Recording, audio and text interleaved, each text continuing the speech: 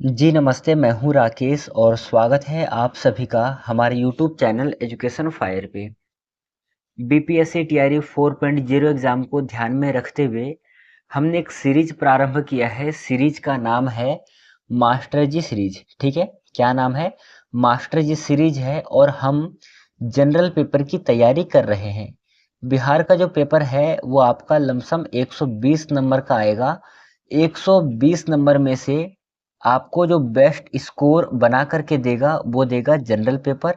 ठीक है, ये वाला आपके लिए इम्पोर्टेंट पोर्शन है। ठीक है, क्योंकि सबसे ज़्यादा प्रश्न यहीं से आपके फंसेंगे। यदि आप जनरल पेपर की तैयारी अच्छे से करते हैं तो आपका सिलेक्शन पक्का है। फिलहाल में इससे पहले कल के सेशन में हमने सेशन नंबर 5 किया था। आज हम करने वाले हैं सेशन नंबर 6, मतलब कि आज का जो है क्लास संख्या 6 होने वाला है।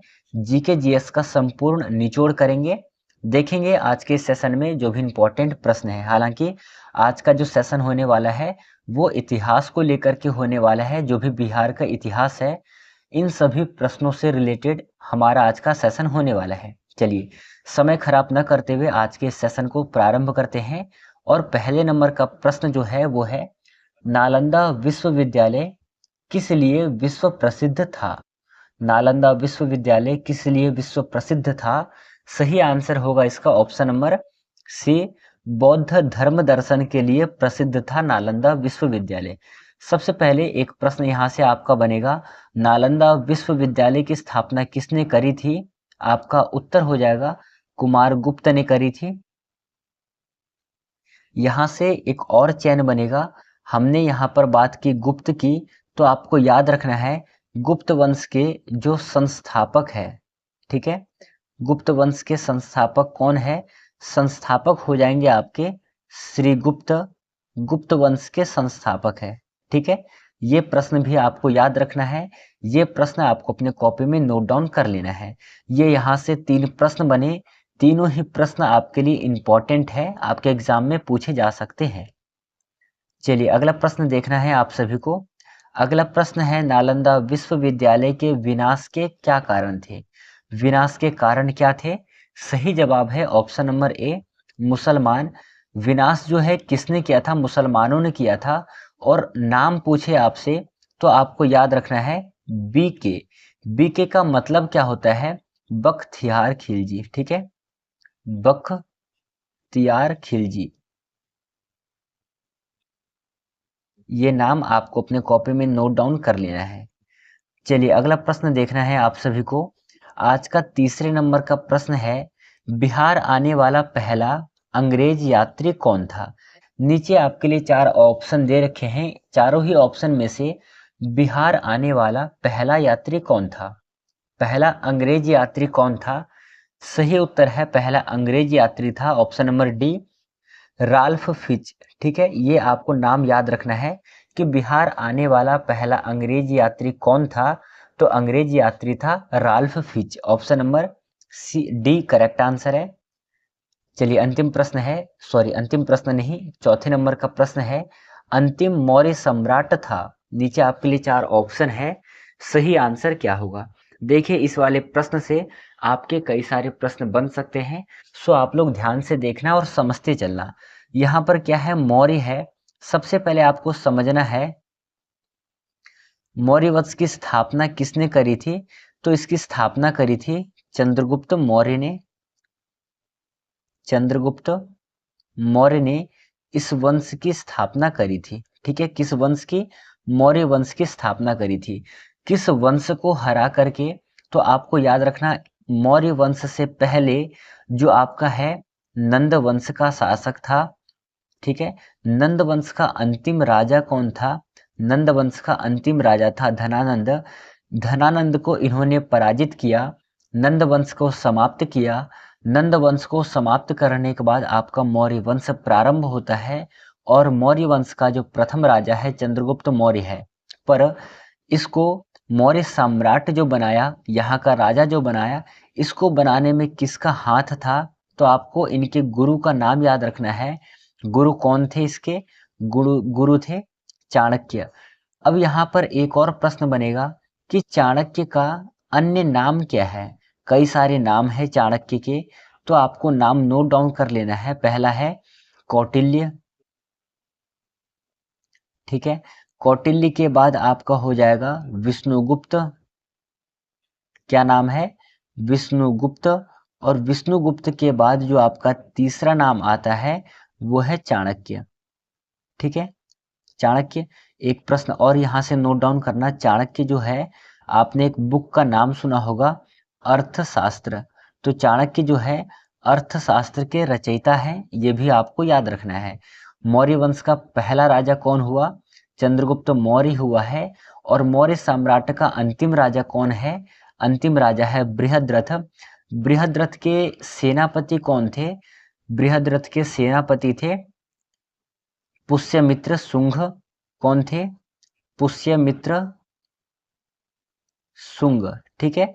और पुष्यमित्र शुंग जो है वो सेनापति थे, और जो है पुष्यमित्र शुंग बृहद्रथ की हत्या करते हैं, और इसके बाद मौर्य डायनेस्टी समाप्त होती है। फिर इसके बाद कौन सा डायनेस्टी प्रारंभ होता है, शुंग डायनेस्टी प्रारंभ होता है।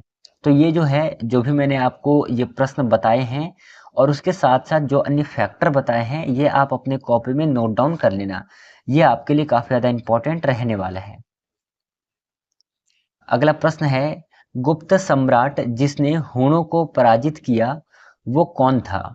हुणों को पराजित करने वाले गुप्त सम्राट कौन थे, सही आंसर है स्कंदगुप्त थे। ऑप्शन नंबर ए सही आंसर है।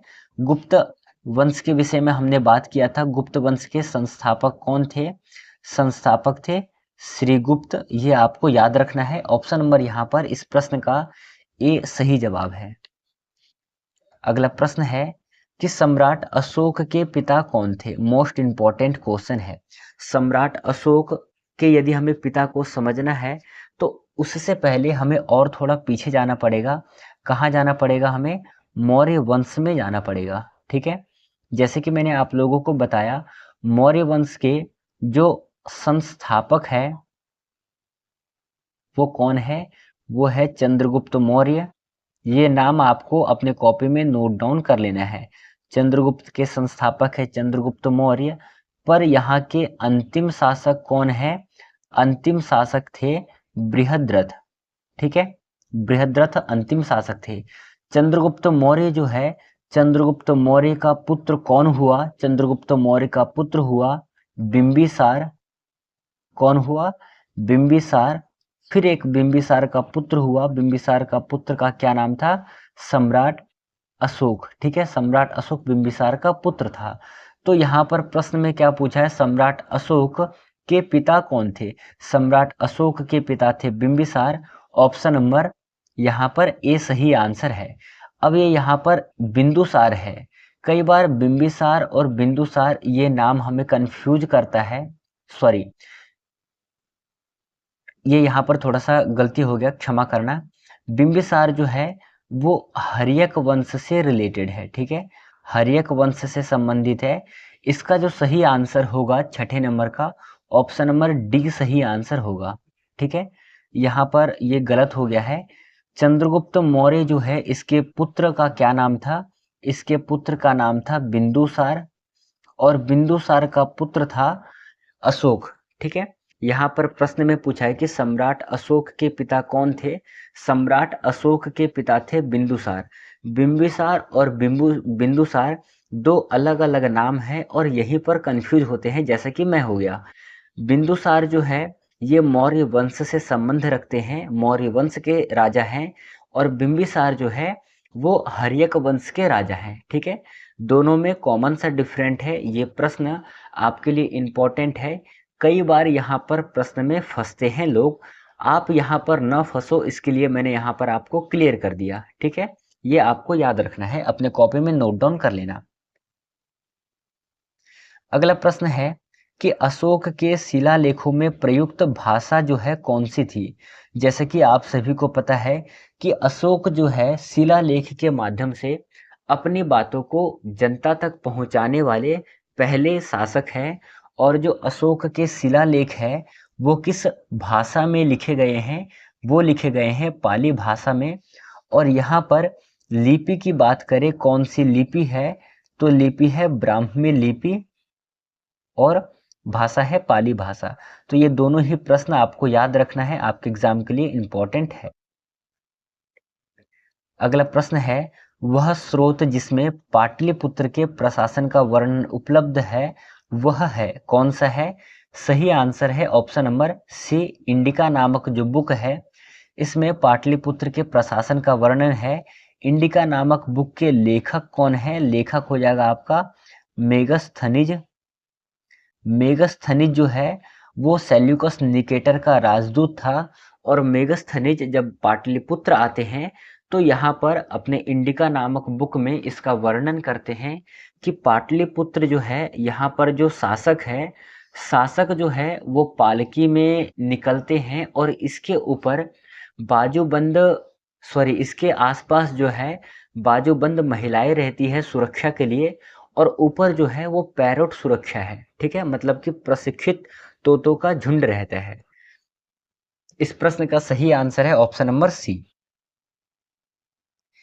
अगला प्रश्न है, अजातशत्रु के वंश का नाम क्या था? अजातशत्रु किस वंश से संबंध रखते थे? मौर्य वंश, गुप्त वंश, नंद वंश और हर्यक वंश। सही आंसर हो जाएगा इसका ऑप्शन नंबर ए, हर्यक वंश के थे। अजातशत्रु हर्यक वंश के थे। हर्यक वंश के संस्थापक कौन है? हर्यक वंश के संस्थापक है बिंबिसार। मौर्य वंश के संस्थापक कौन है? मौर्य वंश के संस्थापक है चंद्रगुप्त मौर्य। गुप्त वंश का संस्थापक कौन है? गुप्त वंश का संस्थापक हो जाएगा श्रीगुप्त। और नंद वंश का संस्थापक कौन है? इसका जवाब आप लोग हमें कमेंट बॉक्स में लिख करके देंगे। ठीक है, कमेंट बॉक्स में इसका जवाब देंगे कि जो है नंद वंश के संस्थापक कौन है। फिलहाल में नंद वंश का जो अंतिम शासक था, ठीक है, नंद वंश का अंतिम राजा कौन था? नंद वंश का अंतिम राजा था धनानंद। ठीक है, ये प्रश्न आपको अपने कॉपी में नोट डाउन कर लेना है, क्योंकि हमारा जो टारगेट है वो है जनरल पेपर का तैयारी करना। तो जनरल पेपर का तैयारी हम जब ही कर सकते हैं जब एक ही क्वेश्चन को कई फैक्टर से जोड़ करके पढ़े, और ऐसा याद भी रहता है हमें। चलिए अगला प्रश्न है कि अजातशत्रु किस राज्य को पराजित नहीं कर सका? सही आंसर क्या होगा इसका? आंसर है इसका ऑप्शन नंबर ए, अवंती को पराजित नहीं कर सका। अवंती जो है इसकी राजधानी क्या है? अवंती की राजधानी है उज्जैनी। ये आपको याद रखना है।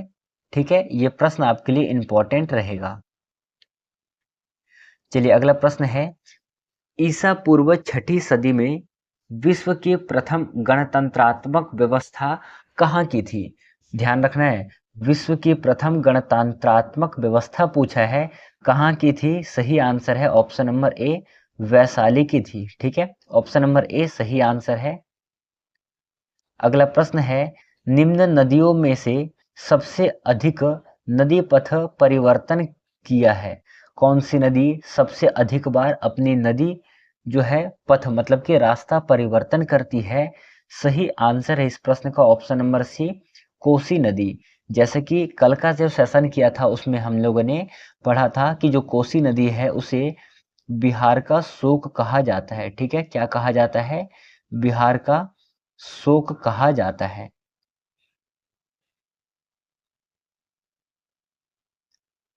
ये प्रश्न आप अपने कॉपी में नोट डाउन कर लेना। चलिए अगला प्रश्न है आज का, किसके प्रयत्नों से बिहार प्रांतीय कांग्रेस का दूसरा अधिवेशन हुआ था?